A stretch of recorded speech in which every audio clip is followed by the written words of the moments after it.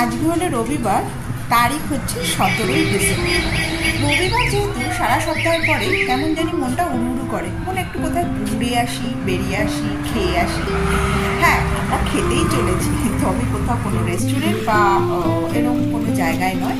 আমাদের আজকে একটা ছোট্ট নেমন্তন্ন আছে, একটা ছোট্ট বেবির বার্থডে পার্টি আছে।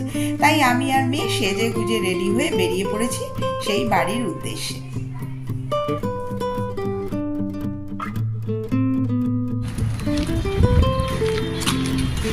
আমার চ্যানেলে ব্লগে আপনাদের সবাইকে স্বাগত। খুব শর্ট নোটিসে এই জন্মদিনের নেমন্তন্ন পাওয়ায় আমি কিছু কিনে উঠতে পারিনি বাচ্চাটার জন্য, তাই টাকাই দিয়ে দিয়েছি গিফট হিসেবে। আর মেয়ে হঠাৎ বায়না ধরলো তার পকেট মানি থেকে সে তার ছোট্ট বোনটিকে একটি চকলেট দেবে, তাই আমরা স্পেন্সারে ঢুকে চকলেট কিনে তারপরে অটোতে উঠে পড়লাম ওই বাড়ির উদ্দেশ্যে। পৌঁছেও গেলাম জায়গা মতো। এই জায়গাটায় আগে আমরা কত এসেছি, কিন্তু এখন এত পাল্টে গেছে চিনতেই পারছি না। যাদের বাড়ি যাব তাদের বাড়িটা ঠিক চিনে উঠতে পারছি না। যাই হোক, জিজ্ঞেস করতে করতে চলেছি। অবশেষে পৌঁছে গেলাম নেমন্তন্ন করে। বেশ সুন্দর সাজিয়েছে। অ্যাকচুয়ালি এটা আমার ভাই কাম বন্ধু, তারই মেয়ের হ্যাপি বার্থডে আজকে। দুজনেই চাকরি করে, মানে আমার ভাইয়ের বউ আর ভাই দুজনেই চাকরি করে। একেবারেই একটা ছোট্ট ঘরোয়া অনুষ্ঠান হচ্ছে আজকে।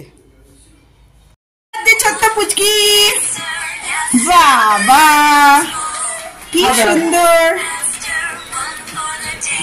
এটা কিন্তু ব্লগ হচ্ছে, তোমাদের ব্লগে দেখা যাবে।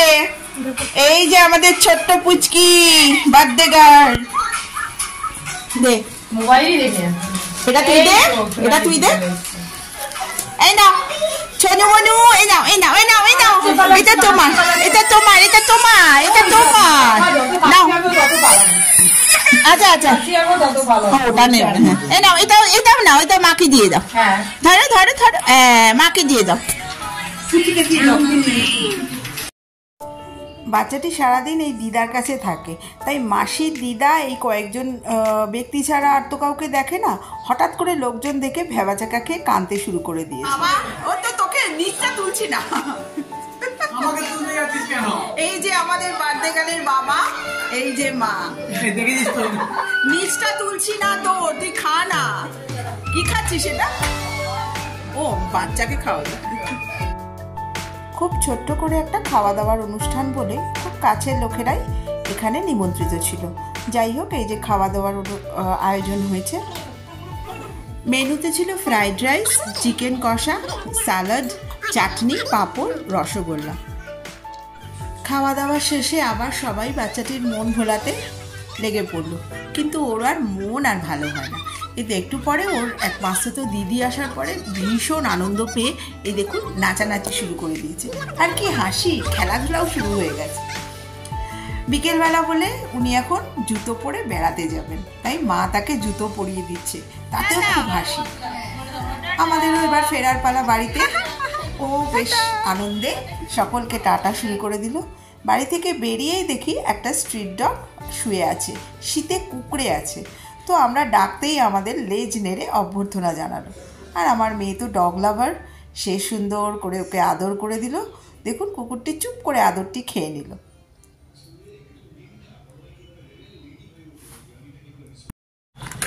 নেমন্তন্ন খেয়ে এবার আমরা বাড়ি ফেরার পালা। প্রায় 4:30 বাজে। বাড়ি যাই, বাড়ি গিয়ে খানিকক্ষণ কাটিয়ে তারপরে চা টা খাবো। এখন চলে যাই। ফেরার পথে আমি আর মেয়ে আর অটোয় উঠলাম না, আমরা হেঁটেই বাড়ির পথে রওনা দিলাম। বেশ গল্প করতে করতেই যাচ্ছিলাম, হঠাৎ দেখলাম একটা জায়গায় রং বেরঙের ফুলের গাছ আর নানা রকমের টব নিয়ে একটা দোকান খুলেছে। বাড়ির এত কাছে এইরকম দোকান আমি জানতামই না। আমরা তো সাধারণত পাটুলিতে গিয়ে এই ধরনের দোকান দেখতে পাই। আজকের এই ব্লগটা আমি রাস্তায় যেতে যেতেই শেষ করছি। দেখা হবে আপনাদের সঙ্গে আবার একটি কোনো নতুন ব্লগে। ততক্ষণের জন্য জানাই সবাইকে শুভরাত্রি।